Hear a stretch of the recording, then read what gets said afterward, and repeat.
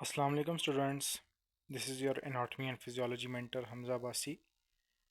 और आज का जो हमारा टॉपिक है वो है नर्वस सिस्टम। तो सबसे पहले हम जानते हैं कि हमारे पास नर्वस सिस्टम होता क्या है। नर्वस सिस्टम ऐसा सिस्टम है हमारी बॉडी का जो कि हमारी बॉडी के अंदर होने वाले जितने भी वॉलंटरी और इनवॉलंटरी एक्टिविटीज़ है उनको कंट्रोल करता है। अब वॉलंटरी एक्टिविटीज़ वो एक्टिविटी होती हैं जो कि हम खुद से कंट्रोल कर सकते हैं, which are under our conscious control. And involuntary activities वो एक्टिविटीज़ होती हैं जिन पर हमारा जोर नहीं चलता, यानी कि जो खुद ब खुद हो रही हैं, जिनको हम जैसे ब्रीदिंग है, ब्रीदिंग खुद ब खुद हो रही है, मतलब उस पर हम कंट्रोल नहीं कर सकते। उस तरह हमारा हार्ट जो है बीट करता है, तो हार्ट बीट भी खुद से हो रहा है, उस पर हम उसको ना रोक सकते हैं और ना उसको। तो ये सब होती हैं हमारे पास इनवॉल्यूंट्री एक्टिविटीज़। अब इस नर्वस सिस्टम का जो सेंसरी पार्ट है वो इंफॉर्मेशन को रिसीव करता है सराउंडिंग से, प्रोसेस करता है और उस इम्पल्स को हमारे ब्रेन तक भेजता है। ठीक है। अब हमारा जो नर्वस सिस्टम है वो दो सिस्टम्स में डिवाइड हुआ हुआ है। सबसे पहले हमारे पास है central nervous system which is the brain and spinal cord. Central nervous system से मुराद जो हमारे पास सेंट्रल सिस्टम है, सेंटर बॉडी में, मतलब जिसमें हमारे पास हमारा ब्रेन आ जाता है एंड देन स्पाइनल कॉर्ड आ जाते हैं। ठीक है। और देन हमारे पास आ जाता है पेरिफेरल नर्वस सिस्टम। ठीक है। हमारे पास सेंट्रल नर्वस सिस्टम के अंदर जो है वो ब्रेन एंड स्पाइनल कॉर्ड आ जाते हैं, और हमें पता है कि हमारी थिंकिंग, हमारी डिसीजन मेकिंग, ये सब कुछ हम अपने सेंट्रल नर्वस सिस्टम के थ्रू ही करते हैं। ठीक है। देन हमारे पास पेरिफेरल नर्वस सिस्टम आ जाता है। पेरिफेरल मतलब होता है बाउंड्री, यानी कि जो साइड रीजन्स हैं। ठीक है। अब वहाँ से नर्व्स का ऐसा बंडल जो कि हमारे पास मैसेजेस को लेके आ रहा है और लेके भी जा रहा है टुवर्ड्स ब्रेन स्पाइनल कॉर्ड, उसको हम कहते हैं पेरिफेरल नर्वस सिस्टम। ठीक है। अब पेरिफेरल नर्वस सिस्टम में हमारे पास नर्व्स आ जाती हैं जो कि जो है मैसेज को कैरी करती हैं और भेजती हैं टुवर्ड्स ब्रेन एंड ब्रेन से हमारी बॉडी तक। दो तरह की नर्व्स होती हैं बेसिकली। एक होती है हमारे पास efferent and then efferent. Efferent का काम क्या होता है कि ये इम्पल्स को कैरी करता है towards the central nervous system. यानी कि अगर जो हमारे पास मैसेज है या किसी ने टच किया या किसी चीज कोई चीज़ सेंस हुई, तो उसको जो है हमारे पास इफरेंट नर्व जो है वो पहुंचाती है टुवर्ड द हमारे पास CNS, brain and spinal cord. And efferent जो है हमारे पास ये इम्पल्स को कैरी करती है towards the away from the CNS, कि जो एफरेंट है वो टूवर्ड्स सीएनएस लेके जा रही है, एंड इफरेंट जो है वो अवे फ्रॉम सीएनएस, यानी कि ब्रेन से कोई मैसेज लेके आना होता है तो वो सेंट्रल नर्वस सिस्टम लेके आता है। ठीक है। अब हमारे पास जो हमारा पेरिफेरल नर्वस सिस्टम है वो मज़ीद क्लासीफाई होता है दो सिस्टम्स के अंदर।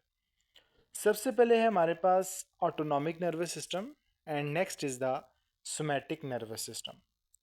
अच्छा, ऑटोनॉमिक नर्वस सिस्टम का क्या काम है? ऑटोनॉमिक नर्वस सिस्टम जो वो मैसेज को कैरी करता है टुवर्ड्स द इंटरनल ऑर्गन्स, यानी कि जो हमारे पास इनवॉल्यूंटरी ऑर्गन्स हैं वहाँ तक ये मैसेज को लेके जाता है। And then somatic nervous system. अब सोमैटिक नर्वस सिस्टम का क्या काम है? ये इम्पल्स को कैरी करता है टू वॉल्यूंट्री मसल, जो हमारे पास वॉल्यूंट्री मसल्स हैं, जो हम कॉन्शियस, हमारे जो कॉन्शियस कंट्रोल में होते हैं उनकी तरफ। ठीक है। अब हमारे पास जो हमारे सोमैटिक नर्वस सिस्टम है उसके पास दो टाइप्स ऑफ नर्व फाइबर्स होती हैं। First is the cranial nerves and second is the spinal nerves. अब क्रेनियल नर्व जो है हमारे पास ये क्या करती है?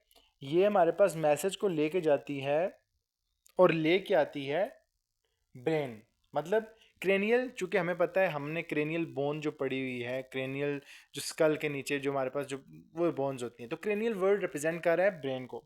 तो क्रेनियल नर्व्स का क्या काम है कि मैसेज भी लेके भी जा रही हैं और लेके भी आ रही हैं किधर? ब्रेन तक। ठीक है। और ये कनेक्ट करती हैं वॉल्यूंट्री मसल्स को ब्रेन के साथ। ठीक है।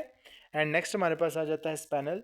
तो इनका काम क्या है कि ये मैसेज को लेके जा रही हैं और लेके आ रही हैं, मतलब लिंक क्रिएट किया हुआ इन्होंने between the body and the spinal cord. ठीक है। ये क्या करती हैं? ये वॉल्यूंट्री मसल्स को कनेक्ट करती हैं हमारे स्पाइनल कॉर्ड के साथ। ठीक है। अच्छा, अब जो हमारा ऑटोनॉमिक नर्वस सिस्टम है ना, वो भी, उसको भी मज़ीद क्लासीफाई किया जाता है दो सिस्टम्स में। सबसे पहले है हमारे पास sympathetic nervous system and next is the parasympathetic nervous system. As we all know that autonomic nervous system चूंकि इनवॉल्यूंटरी मूवमेंट्स को कंट्रोल कर रहा है. अभी इसमें जो दो सिस्टम्स हैं सिंपैथेटिक एंड पैरासिम्पैथेटिक, ये भी बेसिकली इनवॉल्यूंटरी कंडीशंस होती हैं, इनवॉल्यूंटरी सिचुएशंस होती हैं कुछ.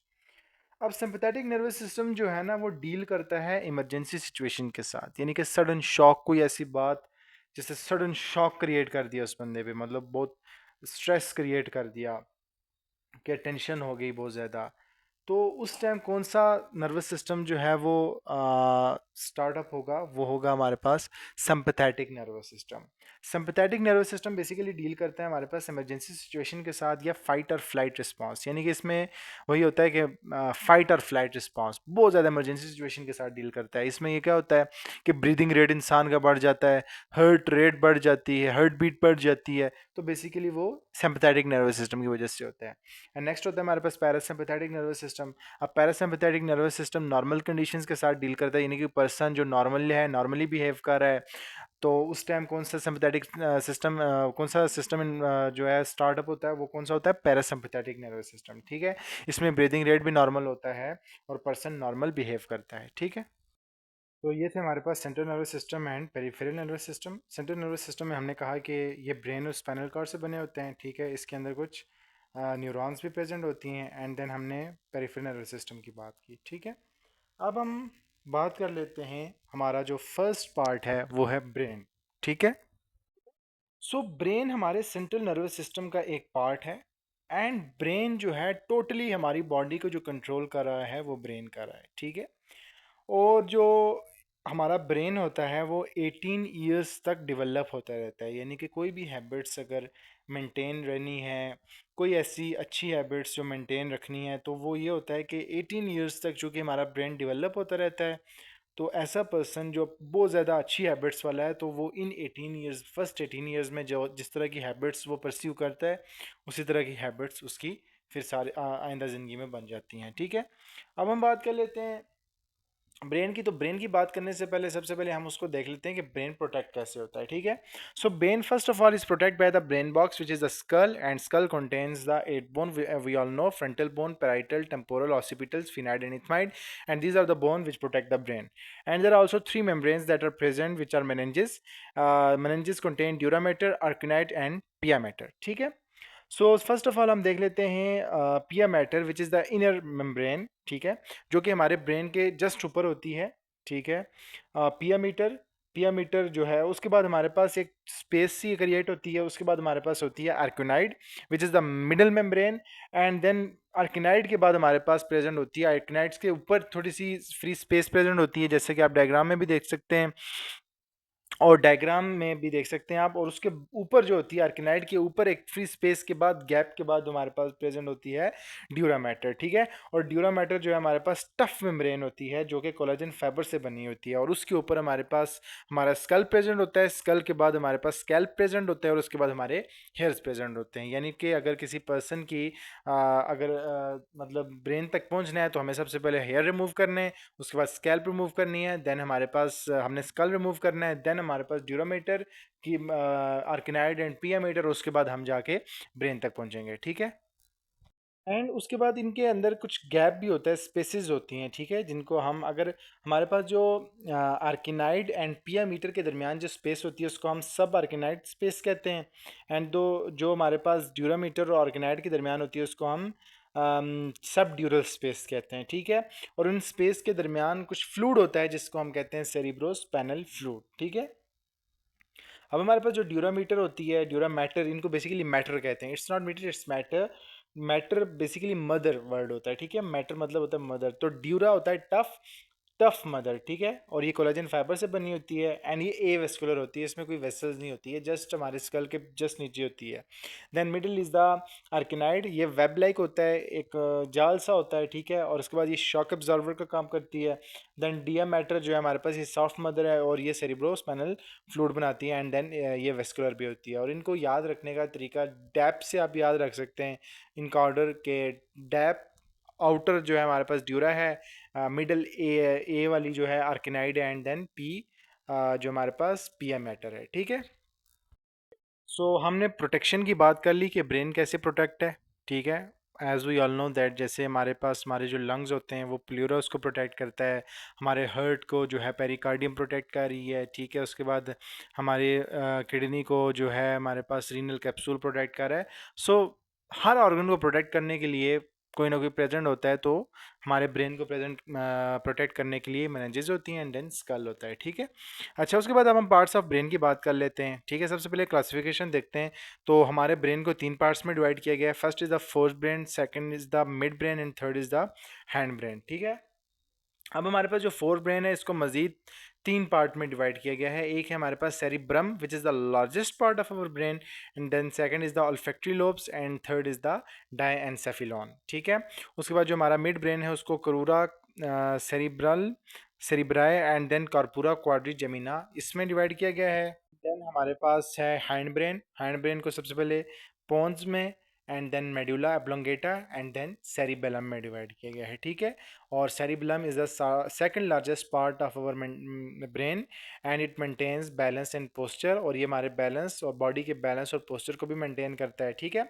अब हमने वन बाय वन इनके नेम पढ़ लिए कि कितने पार्ट्स हैं, और उन पार्ट्स को मज़ीद हमने पार्ट्स में क्लासीफाई कर लिया है। अब हम one by one parts of brain को स्टडी करते हैं, ठीक है। पहले बात कर लेते हैं जी फोर ब्रेन की। And I know we all know that forebrain का जो सबसे पहला पार्ट है वो है हमारे पास cerebrum. Cerebrum is the largest part of our brain, ठीक है। अब जो हमारे पास हमारा सेरिब्रम होता है ना, वो डिवाइड हुआ होता है 2 सेरिब्रल हेमिस्फीयर में, यानी कि ये वॉलनट शेप होती है, ठीक है। अब इसकी शेप इस तरह की होती है जिस तरह वॉलनट जैसे अखरोट होता है ना, उस तरह की शेप होती है, ठीक है। और ऊपर से ये डिवाइड हुआ होता है और इनके दरमियान एक गैप भी मौजूद होता है। अब ऊपर से डिवाइड हुआ होता है 2 सेरिब्रल हेमिस्फीयर में, ठीक है। तो अगर हम उसके सुपीरियर साइड से देखें ना तो ये सेपरेट होते हैं, लेकिन इंफीरियर साइड से ये अटैच हुए होते हैं, जिनको हम लॉन्गिट्यूडनल फिशर कहते हैं, ठीक है। ठीक है, ऊपर जो जहाँ से ये सेपरेट हुए होते हैं उसको हम लॉन्गिट्यूडनल फिशर कहते हैं, एंड जहाँ पे जाके ये अटैच हुए होते हैं, ठीक है, इंफीरियर साइड पे उसको हम कॉर्पस कोलेसम कहते हैं, ठीक है, जो कि सिर्फ और सिर्फ मैमल्स के अंदर होता है, और ये 2 हेमिस्फीयर को आपस में कनेक्ट कर रहा होता है, ठीक है। एंड देन हमारे पास ये वॉलनट लाइक होते हैं, ठीक है। और इनकी ऊपर जो है फोल्ड से होते हैं, कन्वोल्यूशन से होती है, जैसे इस डायग्राम के हम अंदर देख सकते हैं, रफ सी सरफेस होती है इनकी। अब इसकी मकसद क्या होता है इसका, कि इससे इनका सरफेस एरिया बढ़े और ज़्यादा से ज़्यादा जो है नर्व्स यहाँ पर एकोमोडेट कर सकें, ठीक है। अच्छा, तो हमने क्या बात की, they are separated at upper side but they are connected at inferior side. ऊपर से ये सेपरेट हुए होते हैं, ठीक है, जिसको हमने लॉन्गिट्यूडिनल फिशर्स होता है, फिशर होता है इनके दरमियान। एंड इंफीरियर साइड से ही कनेक्ट हुए होते हैं, ठीक है, जुड़े होते हैं, जिसको हम कहते हैं कॉर्पस कोलेसम, जो कि सिर्फ सिर्फ मैमल्स के अंदर होता है, ठीक है। और हर हेमिस्फीयर जो है वो डिवाइड हुई होती है 4 लोब्स के अंदर। सबसे पहले हमारे पास आ जाती है हमारे फ्रंटल लोब, ठीक है, जो ब्रैक्स जो हमारे पास एरिया होता है वहाँ पर प्रेजेंट होती है, ठीक है, ब्रेकोस एरिया। और यहाँ पर बेसिकली स्पीच प्रोडक्शन जनरेट हो रही होती है, यानी कि जो मैं बात कर रहा हूँ वो जनरेशन यहाँ पे हो रही होती है। फ्रंटल लोब क्या काम करती है जी, इसके अंदर थिंकिंग होती है, स्पीकिंग है, मेमोरी है, मूवमेंट है, क्रिएटिविटी है, कैलकुलेशन होती है। उसके बाद जजमेंट भी इसी लोब से, देन मॉरल सेंस कि कोई चीज़ अच्छी है, बुरी है, कैसी है, ये करनी चाहिए कि नहीं, ये सब कुछ भी फ्रंटल लोब से मैनेज होता है। एंड देन वॉलेंट्री, हमारे पास जो भी वॉलेंट्री काम जो भी हो रहे होते हैं, ठीक है, जैसे हम अपने हाथों की जो मूवमेंट करवा रहे हैं वो भी हमारे फ्रंटल लोब उसको कंट्रोल करता है, ठीक है।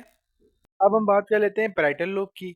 तो पैराइटल लोब हमारे पास जो है लैंग्वेज में, टच में, ठीक है, हेल्प कर रहा होता है। उसके बाद सेंसरी रिसेप्टर्स होते हैं इसमें, यानी कि अब हम किस लैंग्वेज में बात करें, ये पैराइटल लोब जो है कंट्रोल कर रही होती है। उसके बाद टच रिसेप्टर्स होते हैं इसमें, कि किस चीज़ को हम टच कर रहे हैं, वो सॉलिड है, ये कैसी है, वो सब पैराइटल लोब हमें सेंस करवाता है, ठीक है। उसके बाद हमारे पास होती है ऑसिपिटल लोब। ऑसिपिटल लोब जो है वो कलर परसेप्शन में हेल्प करती है और विजन में हेल्प करती है, ठीक है। बेसिकली जो है हमारे पास ये, जैसे हमारी आई सॉकेट है ना, ये बैक साइड पे जाके सीधा हमारे ऑसिपिटल रीजन में जाके अटैच हुई होती है और वहीं पे कलर परसेप्शन हो रही होती है, ठीक है। देन हमारे पास टेम्पोरल लोब आ जाती है, ठीक है, और ये हमारे पास रैंकिल्स एरिया में प्रेजेंट होती है, ठीक है, जिसमें स्पीच की अंडरस्टैंडिंग, यानी कि कोई बंदा बोल रहा है उसकी बात को समझने का जो पावर है वो हमें कौन प्रोवाइड कर रहा होता है, हमारी टेम्पोरल लोब। ठीक है, अब इसमें हेयरिंग होती है क्योंकि टेम्पोरल साइड में प्रेजेंट है, तो हेयरिंग कंट्रोल होती है। देन लर्निंग, कोई चीज़ हम पढ़ रहे हैं। देन फीलिंग्स, और उसके बाद हमारे पास मोस्ट कॉमनली जो है हमारे पास जो मेमोरी है वो कंट्रोल करता है। ज़्यादा मेमोरी को कौन कंट्रोल करता है? Temporal lobe. ठीक है, उसके बाद नेक्स्ट हमारे पास आ जाते हैं जी अल्फैक्टरी लोब्स। अल्फैक्टरी लोब्स दो होती हैं जो कि सेंस ऑफ स्मेल में हेल्प कर रही होती हैं। ठीक है, और जो है हमारे पास ये उस साइड पे प्रेजेंट है जहाँ पर बायपोलर न्यूरॉन्स प्रेजेंट होती हैं, जहाँ से बायपोलर न्यूरॉन स्टार्ट्स होती हैं। ठीक है, और ये कहाँ पे जा रही होती हैं? हमारी अल्फैक्टरी लोब्स की तरफ। तो बेसिकली अल्फैक्टरी लोब जो है सेंस ऑफ स्मेल में हेल्प करती हैं। ठीक है, बात कर लेते हैं जी डायनसेफिलॉन की। तो ये हमारे पास इनक्लोज हुए होते हैं किससे? सेरिब्रल हेमिस्फीयर से। ठीक है, जैसे हमने बात की थी ना, दो सेरिब्रल हेमिस्फीयर होते हैं हमारे पास। तो ये जो डायनसेफिलॉन है ना हमारे पास, ये दो सेरिब्रल हेमिस्फीयर से इनक्लोज हुए होते हैं, इनके नीचे होते हैं। ठीक है, एंड इसके भी तीन पार्ट्स होते हैं, हाइपोथैलेमस, थैलेमस एंड एपीथैलेमस। ठीक है, अब हाइपोथैलेमस क्या है जी? ये कनेक्टिंग लिंक होता है, ठीक है, between the nervous system and endocrine system, यानी कि ये एंडोक्राइन सिस्टम में भी इसकी वर्किंग हो रही होती है एंड नर्वस सिस्टम में भी। अब न्यूरल रोल इसका क्या है जी? एक तो ये बॉडी टेम्परेचर को मेंटेन करता है, थर्मो रेगुलेशन का प्रोसेस होता है। ठीक है, देन स्वेटिंग होती है। ठीक है, स्वेट को कंट्रोल करता है, यानी कि अगर टेम्परेचर बढ़ गया तो स्वेट रिलीज करेगा। एंड देन थर्स्ट सेंटर का, अगर प्यास किसी को महसूस हो रही है, हमें जो प्यास महसूस होती है उसमें भी वो हाइपोथैलेमस करवा रहा होता है। हंगर, अगर भूख लगे तो वो भी हाइपोथैलेमस जो है वो सेंस करवाता है। उसके बाद अगर कोई खाना खाने के बाद पेट भर गया, स्टफ्ड, मतलब जो है हमारे पास सेटाइटी जो है, मतलब हमारा पेट भर चुका है, तो ये भी हमारे पास कौन सेंस करवाता है? हमारा हाइपोथैलेमस। देन हमारे पास प्रेजेंट होता है थैलेमस। अब थैलेमस दो ओवल बॉडीज होती हैं, थैलामाई से मिलकर बनता है, एंड ये काम करता है एज अ रिलाय सेंटर। ठीक है, रिलाय सेंटर ऐसा सेंटर के जो कि मतलब बीच का bridge, as a bridge work करता है, यानी कि कोई मैसेज ऊपर जा रहा है तो यहाँ से गुजरेगा, अगर ऊपर से मैसेज कोई नीचे आ रहा है तो वो भी यहाँ से गुजर कर जाएगा। ठीक है, एंड देन तीसरा हमारे पास प्रेजेंट होता है epithalamus. Epithalamus non nervous part होता है। ठीक है, और ये हमारे पास पिया मीटर के साथ मिलकर जो है सेरिब्रोस्पाइनल फ्लूइड को स्क्रीट करता है। ठीक है, तो हम बात कर लेते हैं जी मिड ब्रेन की। ठीक है, मिड ब्रेन के दो पार्ट्स होते हैं, क्रूरा सेरिब्राए, ठीक है, जिसको हम सेरिब्रल पेडंकल भी कहते हैं। ठीक है, सेरिब्राए पेडंकल। एंड देन दूसरा होता है हमारे पास कार्पुरा क्वाड्री जेमिनाई। ठीक है, और ये हमारे पास मिड ब्रेन, मतलब ये जो मिड ब्रेन की वेंट्रल साइड होती है ना, वहाँ पर प्रेजेंट होते हैं हमारे पास क्रूरा सेरिब्राए। और जो हमारे पास इसका काम है, ये भी रिलाय सेंटर के तौर पर एक्ट करते हैं, यानी कि कोई भी मैसेज अगर जा रहा है तो वो यहीं से होकर गुजरेगा, मतलब ये भी रिलाय सेंटर के तौर पर काम करते हैं। दूसरे होते हैं हमारे पास कार्पुरा क्वाड्री जेमिनाई।